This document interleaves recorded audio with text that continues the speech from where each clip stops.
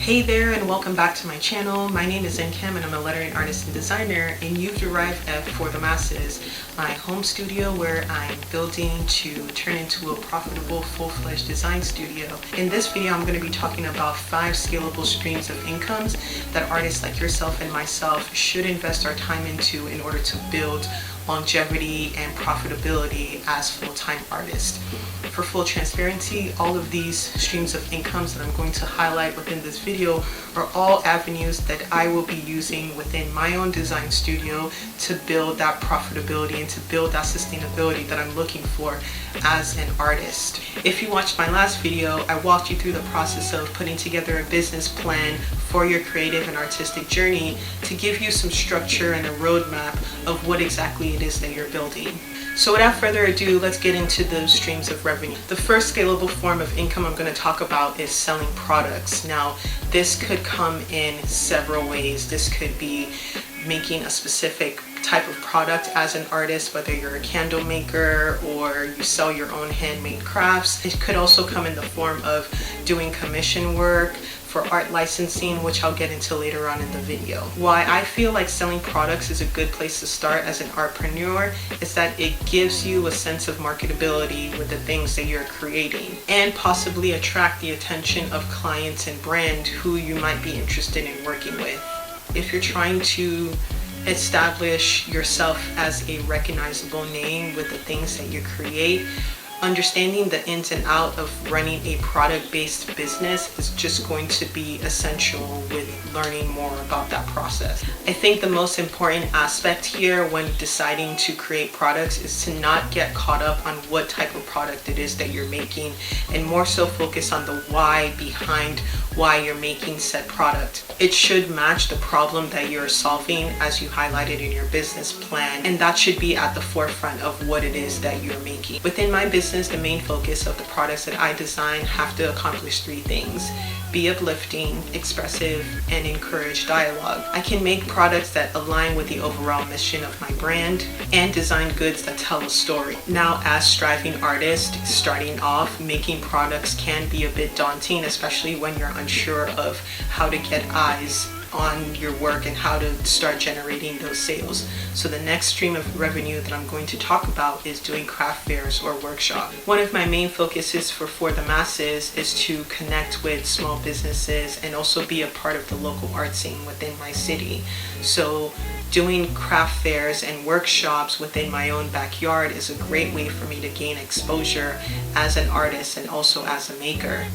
It's also a great way to test products and see what people are being drawn to, because I get that in-person connection and that in-person feedback, something that you don't necessarily get when you're primarily focused on generating sales online. For example, if you're a candle maker, you could possibly have a workshop about making your own DIY candles. If you're a singer or songwriter, you could have a workshop about music composition or what it takes to put together the perfect melody. If you've been promoting your business through craft fairs or other maker events within your city, people should be familiar with your work or at least recognize your face and be interested in signing up because they're familiar with what it is that you do.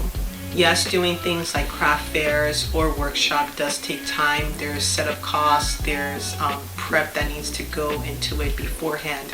But remember here, we're building slow incremental growth as artists and makers. So taking the time to position yourself and be the face of your business in person is a great way for you to gain confidence by standing behind your work and standing behind the things that you make.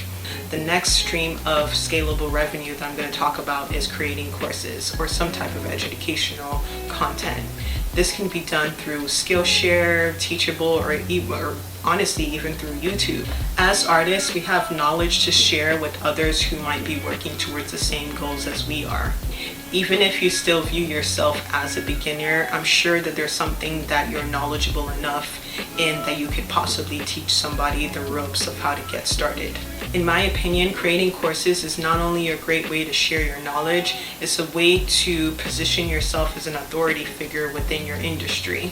You're sharing what you've learned with others, showcasing your skill sets and talents, And it's also a great motivator for you to continue to keep expanding on your skill set and continue to keep learning so that you can then teach other people how to do what it is that you do.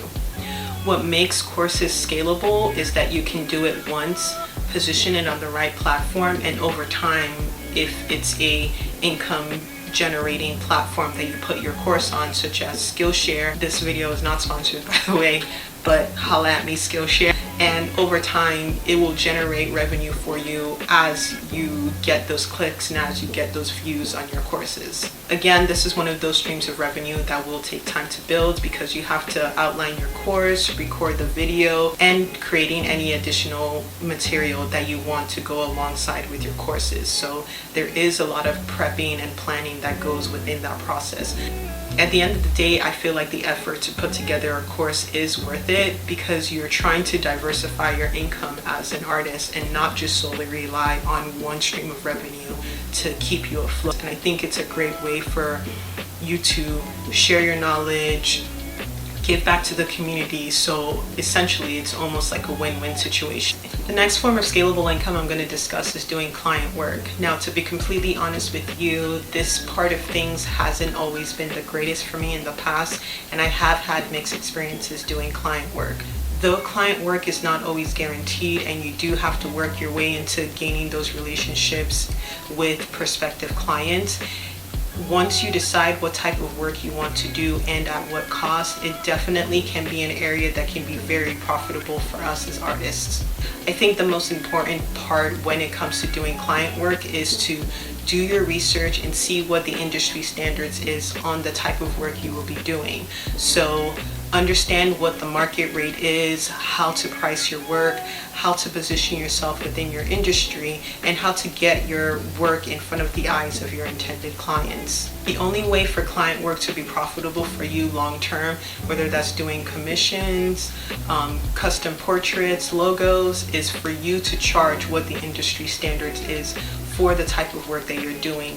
Do not fall into the trap of underselling yourself and overworking yourself and earning pennies on the dollar. In later videos, I'll definitely share with you some of my strategies and how I go about booking client work, finding client work, and landing some of my dream projects. So make sure to subscribe to the channel so you can keep up to date with all of those things. I hope as you've been watching this video, you're gaining a sense of how all of these income streams have been building upon each other. Like, for example, we started off with products, then we're going to marketing that said product through art fairs and workshops. Then once you've gotten a grasp of that, we're then elevating to courses. So far, all of these things are building upon itself. The final form of scalable income that I'm going to discuss in this video is art licensing and wholesaling. For full transparency, these areas are something that I have the least experience in because I've never tried them within my business as of yet. However, I do feel like both art licensing and wholesaling are a great way to increase the availability, marketability, and visibility of your artwork. For example, if you're a writer, you could do some ghostwriting and get some royalties for your work. If you're a painter, illustrator, or letterer like myself, our artwork can be rented to other companies for them to put on their products. Wholesaling is a great option with selling your products in bulk. You essentially sell it to a distributor and they will sell your goods in their stores. Once you've established your product line and you have more familiarity with what it is that you're doing, art licensing and wholesaling are just another great option of diversifying your income streams as a full-time artist. Well, that is it for this video. I hope you got some great takeaways. Again, all of these income streams that I pointed out in this video are all things that I will be applying within my business over the course of 1 to 5 years as I build this channel and as I build my studio for the masses. If you would like to see all of these things play out, I'll definitely keep you up to date with how all these revenue streams have been working out for me through quarterly income report videos and just regular updates. So make sure to subscribe to the channel to keep up to date with all the goods, and I will catch you on the next video. Take care.